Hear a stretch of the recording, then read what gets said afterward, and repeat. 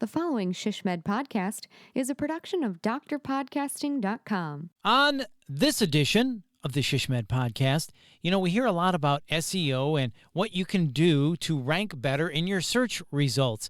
Well, there's a lot going on. It's very complicated and complex at times, and Google is always changing. So what do? Well, we're going to find out with Julie Goldstein Dunn and Martha Van Berkel. They are both a part of this year's ShishMed Connections 2021 with a session titled Using Google to Build Trust in Your Brand. So let's learn about this. It's going to be good for all of us. So let's crawl some copy, index some keywords, and rock some algorithms as we light the fuse on the rocket ship SEO, right? No. This is the ShishMed Podcast, rapid insights for healthcare strategy professionals in planning, business development, marketing, communications, and public relations. I'm your host, Bill Klaproth. And in this episode, we talk with Julie Goldstein Dunn, Director, Experience Insights and Analytics at the Henry Ford Health System, and Martha Van Berkel, CEO of Schema App. They are co-presenting at this year's ShishMed Connections 2021. The name of their session, Using Google to Build Trust in Your Brand, something we all want to do, and we all want to rank better in Google. So this is going to be a really important session. Julie and Martha, welcome to the ShishMed Podcast. As you know, we start every episode of the ShishMed Podcast with rapid insights. One quick tip someone can use to make their marketing communications better today. Julie, you're up first. Give us your rapid insight. Hi, Bill. I think the biggest thing for me is pay attention to your landing pages. I see so often that we do paid advertising and the message in the advertising doesn't match the message on the landing page. And so it's difficult for users to take the next step. So please watch your landing pages. Such a great tip. I couldn't agree more. And then when you send people to a non-landing page, they have no idea where to go and they're clicking all over. Oh my gosh, I hate that. Thank you, Julie, for that rapid insight. Martha, you're up next. Give us your rapid insight. All right. If you've never heard of Google Rich Results, Google it and find really awesome ways to stand out in search. There's really cool experiences you can bring, so go check it out and learn more. Okay, so we're supposed to Google rich results. You got it. Awesome. Martha, thank you for that rapid insight. We appreciate it. Well, we are looking forward to your session using Google to build trust in your brand. And I know you're going to go over all of this in depth when you do present it. So this is going to be a really exciting session, if you will, because there's so many questions about SEO and everybody's got questions. And as you know, Google is always kind of moving the goalposts. So this is going to be a great session. So let me ask you this first, Martha. Let's start with you. I know the fact is that most people do start their health journey in Google search. So how do you make your content and providers stand out and how do you build trust? So when you do a Google search, you'll notice there's lots of things going on in the page. And close your eyes and visualize with me. There's a big panel explaining like the map on the right-hand side known as the knowledge graph. And then there's opportunities like for visualization of videos and images and so forth. And the question is are you leveraging all those different visual and stimulating elements within the search result page? And you can imagine if you're starting your health journey or if you're in a crisis and you're Googling something to ask a question, ideally there's a great FAQ that is right there that guides you again to that next step, maybe to make an appointment or to engage with the healthcare organization that's actually put it there. And so what we're going to talk about today is really about sort of taking control of that first step, that search engine result page, to really bring the information your customer needs at whatever part of their journey they're at, whether they're asking a question, looking to book a meeting, trying to figure out which physician they should go see, and that you're actually in control as a marketer to do that. So that's sort of the piece that we're excited to talk more about today. Yeah, that's really interesting. So leveraging all the tools available to basically garnish better search results, right? A lot of people do one or two things really good, but then there's three or four things that maybe they're not doing so well. So you're saying make sure you're doing all of them. Is that right? Well, and think about ways you want to engage, right? So I think there's a difference of like managing and standing out in search or ranking versus thinking about the experience. So the experience is, do they have the intent to book a meeting? So how do you make sure you're answering those questions and guiding them? And there's tools within the search results. So whether that be Google My Business, whether that be content standing out, maybe it's a video from your public relations teams talking about something that's going on sort of within that healthcare unit, or maybe it's an FAQ about COVID or vaccines that you want them to answer right away to get that level of service. So it's really using the search engine results page to enable the journey of your users. Good stuff. And Julie, let's take a deeper dive into this then. And you can tell us how Henry Ford Health System successfully bolstered their search results, basically using a multifaceted SEO strategy. Can you tell us about that, Julie? This was really evident during COVID over the last 18 months. We were producing really fresh, really relevant content that was showing up in search results almost immediately. And we had one of the top vaccine FAQ pages for probably 2.5 months at the beginning of the vaccine journey.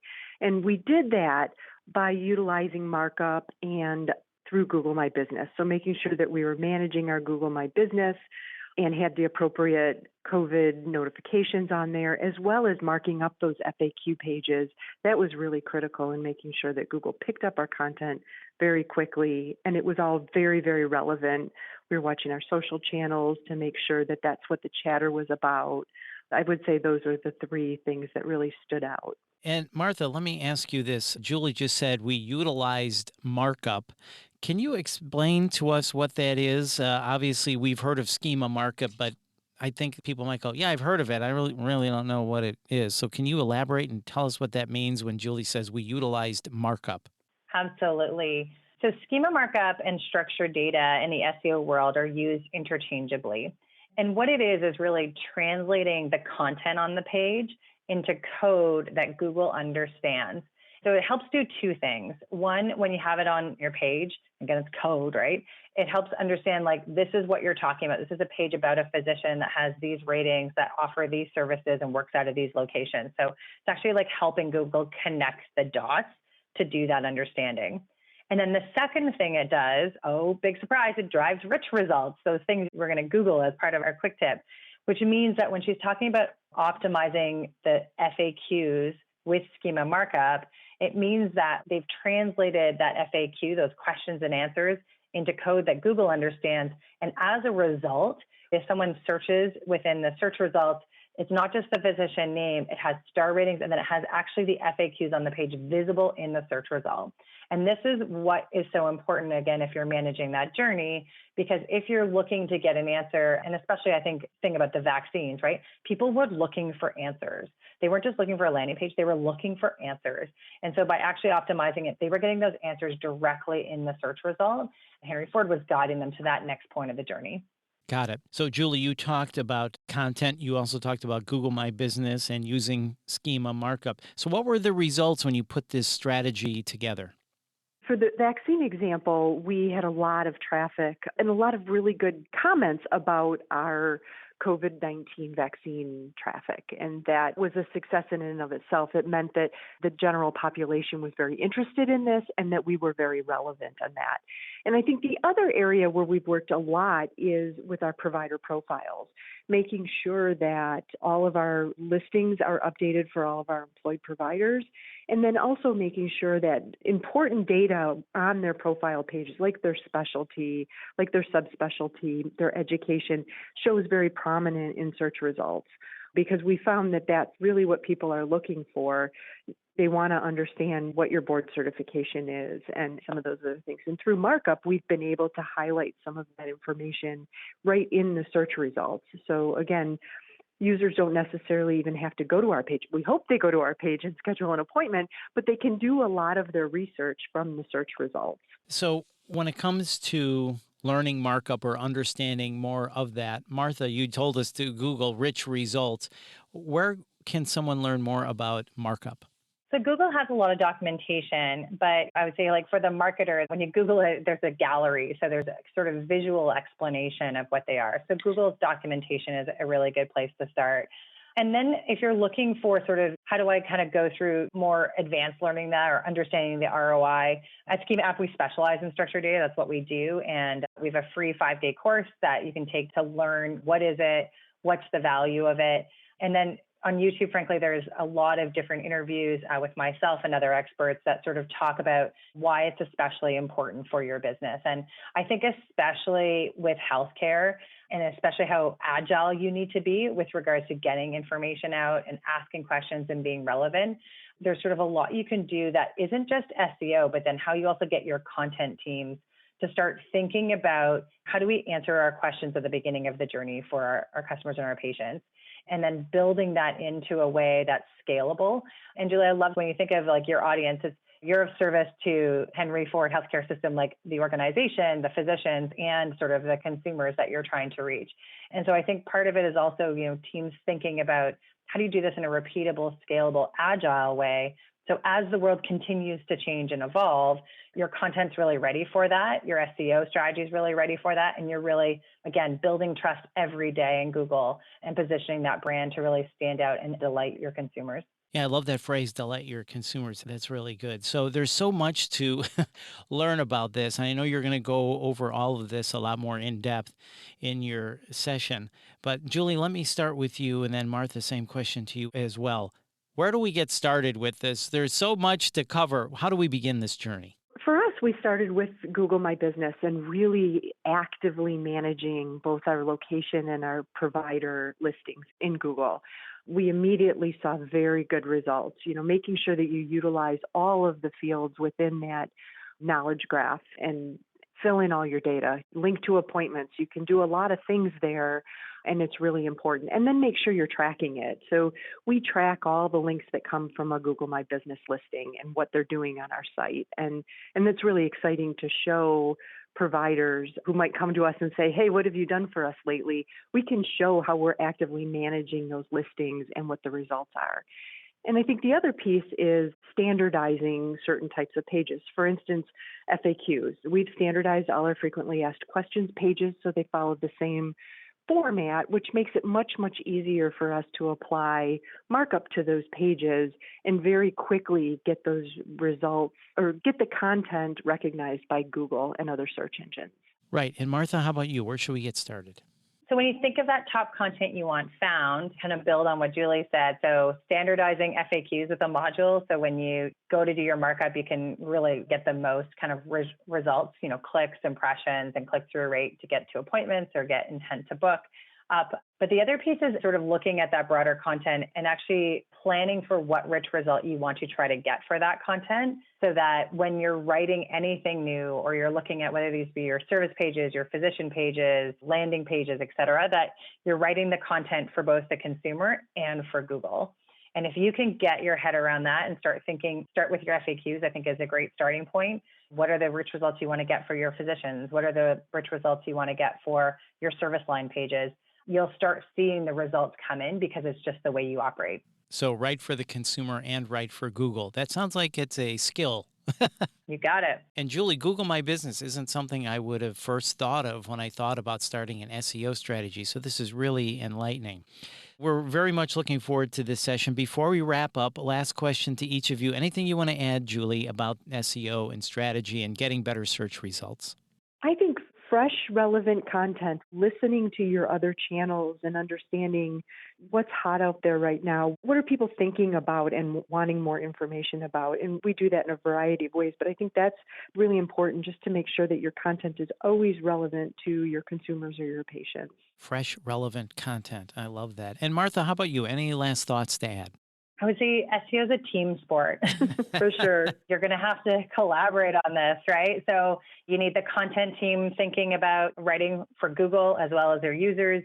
You need your analytics team helping you measure sort of what is working and what's not working.